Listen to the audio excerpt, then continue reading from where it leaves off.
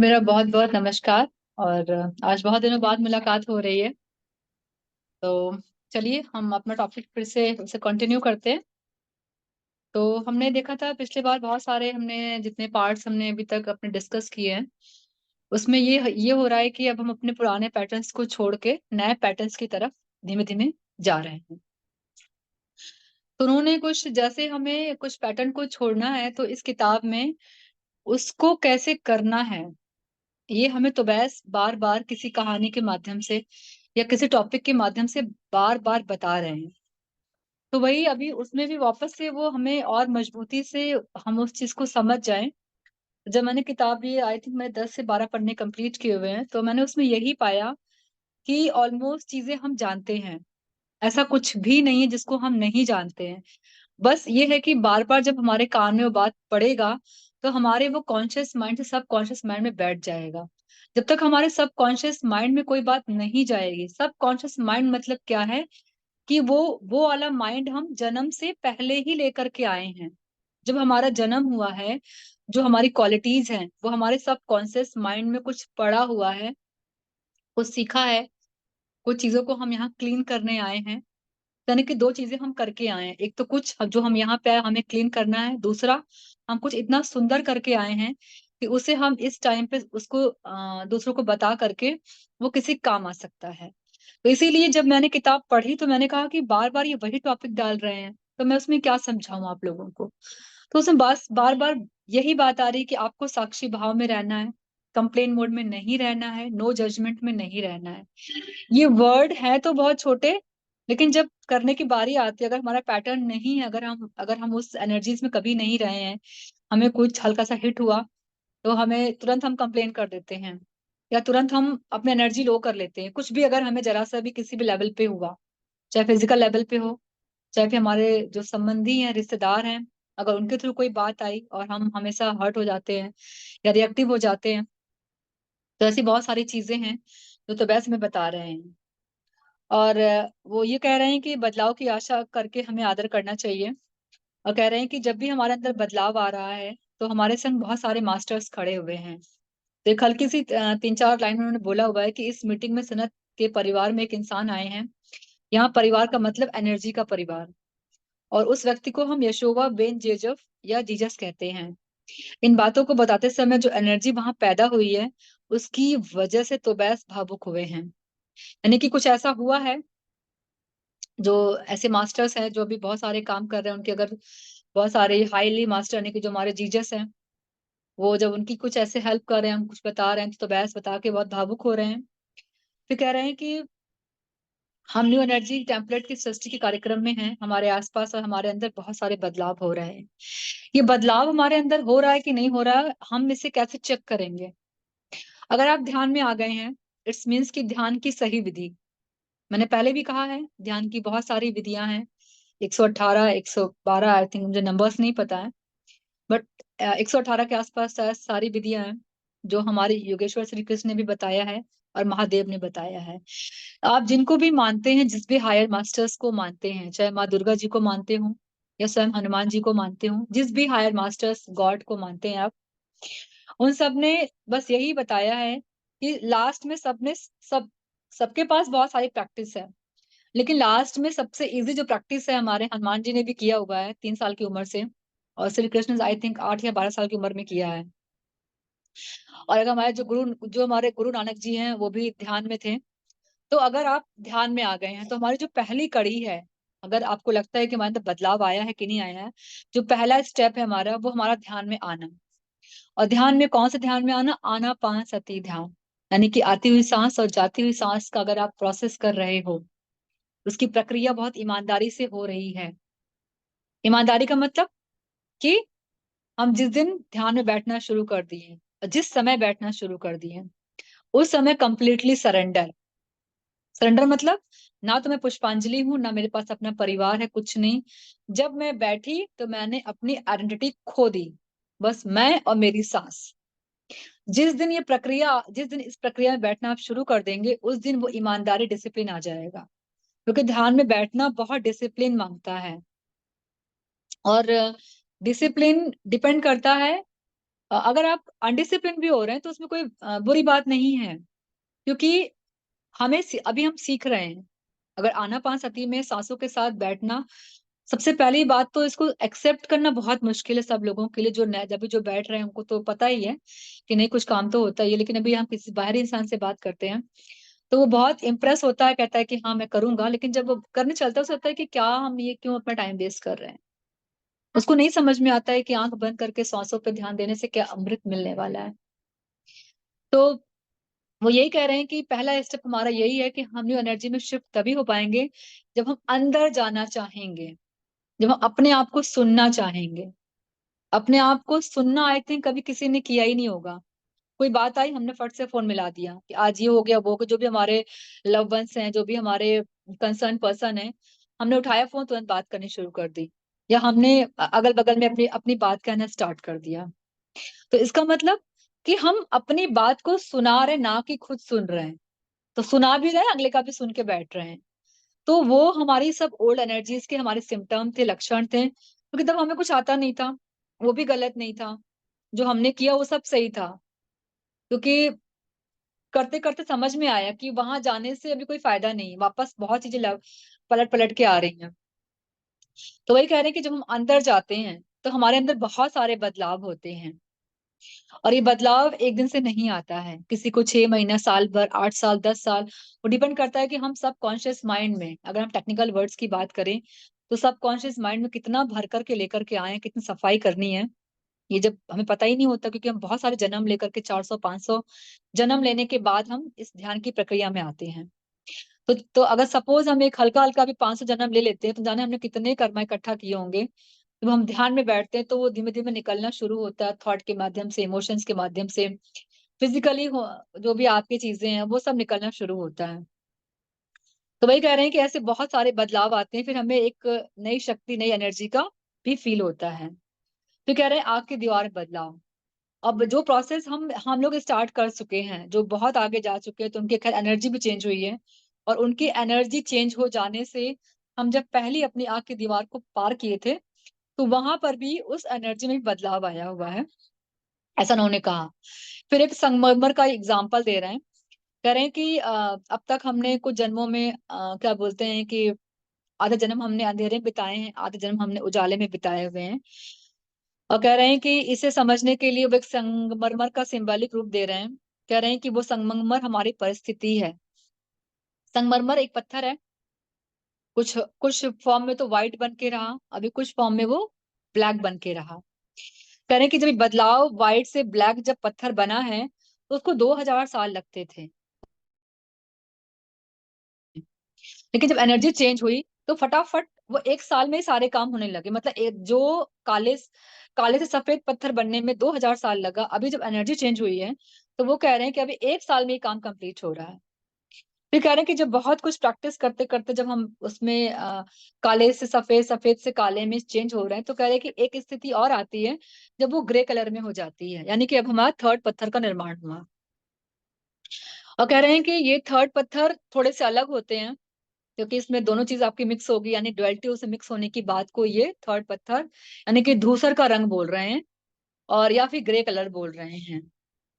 फिर कह रहे हैं कि अब बहुत सारे जब हम उसमें जाते हैं, यानी कि जैसे हम अभी इस स्थिति में हैं, यानी कि हम अपने कुछ कुछ ओल्ड पैटर्न में भी हैं, ठीक है, यानी कि हम अपने ब्लैक पैटर्न में भी हैं, व्हाइट पैटर्न में भी हल्के फुल्के भी कभी कभी बहुत अच्छी खुशी होती है। कभी कभी लगता है कि हमने सब सीख लिया हुआ है, अभी हम सब कंप्लीट, अभी कुछ आएगा तो हम उसको अच्छे से करेंगे। फिर ऐसा आता है कि नहीं, हम फिर दोनों मिक्स हो जाते हैं, यानी कि एक्शन देने के बाद फिर माफी मांगना या वहां से उस एनर्जी को रिलीज करना, this is the grey colour. मतलब हम ग्रे, मतलब हमने डुअलिटी भी उस टाइम पे कर लिया, उसको बहुत ठहरने नहीं दिया। वापस से हम अपने जो हमने नया सीखा है उसको हमने ट्राई करना शुरू कर दिया। इसी को बोल रहे हैं कि हल्का सा ये ग्रे वाला चेंज आया हुआ है। और कह रहे हैं कि सबसे अच्छी बात ये कि जो लोग बहुत अगर जिंदगी में खुश हैं तो उनको अप्रिशिएट करना चाहिए, उनकी रिस्पेक्ट करनी चाहिए। और इसके अलावा कह रहे हैं कि जो जो समाज, जो सोसाइटी जिसका बहुत ज्यादा मजाक उड़ाती है, हमें उनकी इज्जत करनी चाहिए, क्योंकि हम अभी दूसर के रंग में हैं, ग्रे रंग में हैं। तो जो लोग कर रहे हैं ऐसा, हमें उनकी भीड़ में नहीं जाना है। हम जो सीख रहे हैं, क्योंकि हमारा काम क्या है, हमारा काम सिर्फ और सिर्फ अपने प्यार को बांटना है, किसी को रिस्पेक्ट देना, ये हमारा ही काम है। और हम रिस्पेक्ट या प्यार तभी दे पाएंगे जब हम अपने आप को प्यार दे पाएंगे, और अपने आप को प्यार और रिस्पेक्ट हम तभी दे पाएंगे जब हम अपने अंदर जाएंगे। तो प्रोसेस बहुत सिंपल है। सबसे पहले आप अपने आप को जानिए, अपने सारे घाव, अपने वुंड्स को, अपने जो आपका फेमिनिज्म पार्ट्स है। एक अगर लड़का है तो इसका ये कतई मतलब नहीं कि उसके अंदर कोई वो जो फीमेल्स पार्ट के तत्व हैं, एलिमेंट्स। मैं यहाँ लड़का लड़की की बात नहीं कर रही हूँ। अगर एक फिजिकल बॉडी की बात हो रही है तो उसके अंदर जब हम कुछ सोच विचार से करते हैं तो हमारा वो पुरुष तत्व होता है। और जब हम कोई क्रिएशन करते हैं लव फॉर्म में या किसी भी फॉर्म में तो वो हमारा स्त्री तत्व है। यानी कि दोनों भाव हमारे अंदर होते हैं, फिर चाहे स्त्री हो चाहे पुरुष हो। मैं जब भी यहाँ बात करूंगी तो मैं यहाँ किसी लड़का या लड़की की या मेल फीमेल की बात नहीं होगी। यह हमेशा एक तत्व की बात होगी। और वो बैलेंस होना बहुत जरूरी है दोनों के लिए। फिर चाहे वो अगर उसने मेल बॉडी ले रखा है तो भी उसको उसका जो पुरुष तत्व है वो बैलेंस होना चाहिए, जो स्त्री तत्व है वो बैलेंस होना चाहिए। अगर अगर उसने फीमेल बॉडी में लिया हुआ है जन्म तो उसका भी दोनों तत्व बैलेंस होना चाहिए। और ये इम्बैलेंस है, ये हम बहुत पहले वीडियो में बात कर चुके हैं, इसको देखना होगा, एक बार जाके देख लीजिएगा। तो वही वो कह रहे हैं कि अगर ऐसी कोई सोसाइटी है, ऐसा कोई संप्रदाय है जिसका मजाक उड़ रहा है तो हमें सावधान होना चाहिए, वहां हमें नहीं रहना चाहिए। स्पेशली अगर आप यूट्यूब में कुछ सर्च कर रहे हैं तो प्लीज देखें आप कैसी न्यूज देख रहे हैं या कैसे आप शॉर्ट्स देख रहे हैं। क्योंकि आपके शॉर्ट्स जो आप देखते हैं, जो आप इंफॉर्मेशन ले रहे हैं, वो कहीं ना कहीं आपकी एनर्जी को बैलेंस करे कि इम्बैलेंस करे, वो आप डिसाइड कर सकते हो। खैर आगे वो बता रहे हैं कि किसी एक रंग में संपूर्ण रूप से नहीं होते हैं, दो रंगून को स्वीकार करने के स्थिर रहने पे कुछ नया होने वाला है। कह रहे हैं कि जब हम रंगून एक्सेप्ट कर लेते हैं तो कुछ नया हो जाएगा। फिर कह रहे हैं कि फिर एक समय ऐसा आएगा कि स्फटिक जितना ही स्वच्छ बन जाएगा। और इस फिर कह रहे हैं कि जब हम ओल्ड एनर्जी में जाके न्यू एनर्जी में जाते हैं तो उसमें कुछ न बदलाव होते हैं। कह रहे हैं जैसे पीठ में दर्द है, कंधे में दर्द है, या हमारे अंदर इमोशनल लड़ाइयाँ होती हैं। ऐसा लगता है कि हमारे थॉट्स में बैलेंस ही नहीं है, और कोई भी रंग नहीं होने वाला स्वच्छता तक बदल जाता है। हमारे अंदर जो पुरानापन है वो नवीनता को अवधारण करने की कोशिश कर रही होती है। कह रहे हैं कि पुराने संगमरमर और नवीनता को अपने बीच में आने से रोकती है। यानी कि जब हम नए की तरफ जाते हैं तो हमारा जो ओल्ड पैटर्न होता है वो हमें जल्दी से एक्सेप्ट नहीं करने देता है। फिर कह रहे हैं कि वो नई संगमरमर उनसे कहती है कि वो उनके साथ मिलकर रहने के लिए आई है और वो नई नहीं है। वो उनसे स्नेह पूर्वक ग्रुप में बात करती है। नई संगमरमर हमारे अंदर स्थिर होते हुए पुराने संगमरमर से मिलकर समन्वय होते हैं।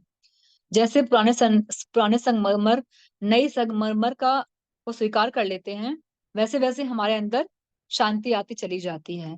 यानी कि हम जब कुछ कुछ नया, जैसे हमारी न्यू एनर्जी अभी आ गया है पैटर्न, हम जो ध्यान में आना शुरू हो गए हैं, अनकंडीशनल लव को समझना शुरू कर दिए हैं, सबकॉन्शियस माइंड को शुरू कर, यही हमारा नया संगमरमर है।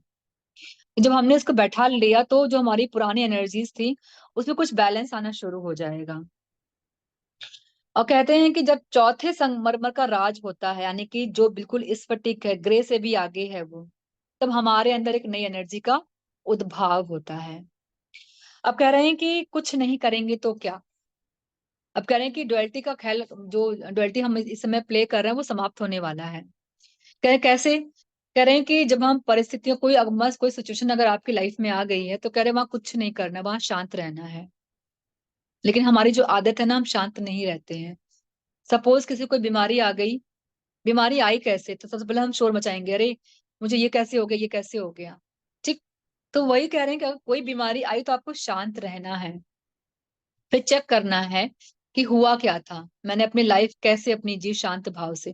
ये मेरे अपने पॉइंट ऑफ व्यू है, इन्होंने तो वैसे नहीं बताया है। उन्होंने बस एक हेडिंग बोल दिया कि आपको शांत भाव में रहना है।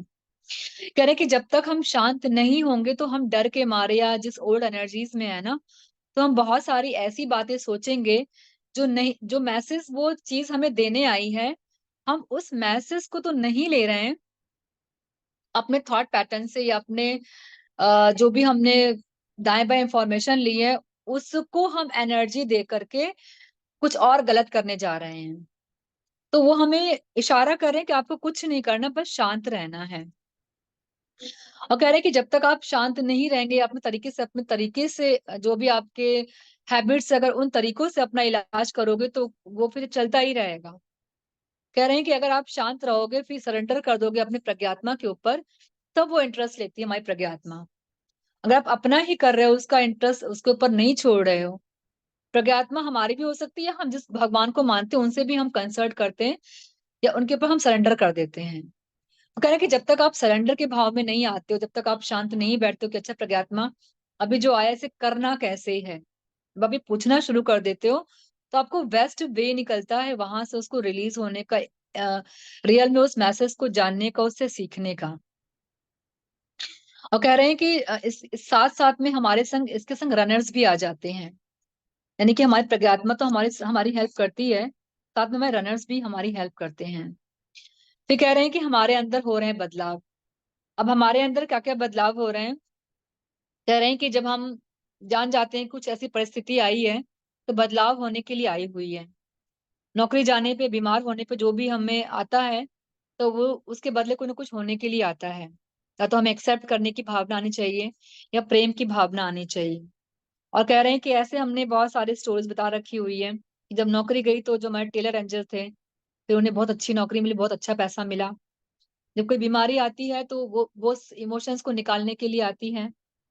और कह रहे हैं कि अब ये सब सारी बातें तो बस अपने कबरुद्र से कह रहे हैं। कह रहे हैं आपको ऐसे ही बोलना है कि जो बदलाव आ रहा है उसको स्वीकार करना है। तो कबरुद्र सोच रहे हैं कि अब हम सबके सामने ये बात बोलेंगे तो ऐसे कैसे होगा। तो गुस्सा कर रहे हैं कबरुद्र की तुम तो ऐसे ही, क्योंकि हम तो अभी अपनी ह्यूमन फॉर्म में हैं और आप कह रहे हो उसको एक्सेप्ट करो, कैसे एक्सेप्ट करें।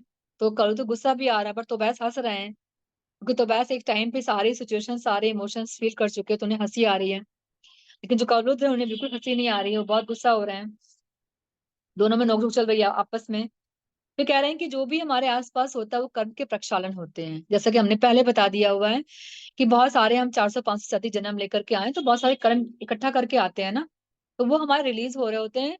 जो जो सिचुएशन हमारे सामने आती रहती है, जिस दिन हमने समझ लिया कि हमारे सामने कोई चीज आई हुई है, तो वो हमारा आईना है, या वो हमारे पास रिलीज होने के लिए आई है, तो उसको होने देना है।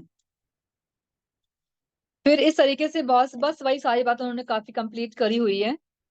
फिर आगे ये कह रहे हैं कि जैसे कुछ हमें नया करना होता है, कुछ जानना होता है, तो हमें कुछ अटपटा लगता है, लेकिन जब उसमें हम आ जाते हैं तो फिर ऐसा कुछ होता नहीं है। और उसके बाद फिर दिव्य बैलेंस हमारे अंदर है। वही बात है कि हमें ध्यान करके अपने बैलेंस को कंप्लीट करना है। फिर हम कल बात करेंगे सिटिंग अरेंजमेंट और पहली सृष्टि के मेहमान। टॉपिक ऑलमोस्ट मेरा चैप्टर खत्म होने वाला है। 100 अभी शायद 100 पर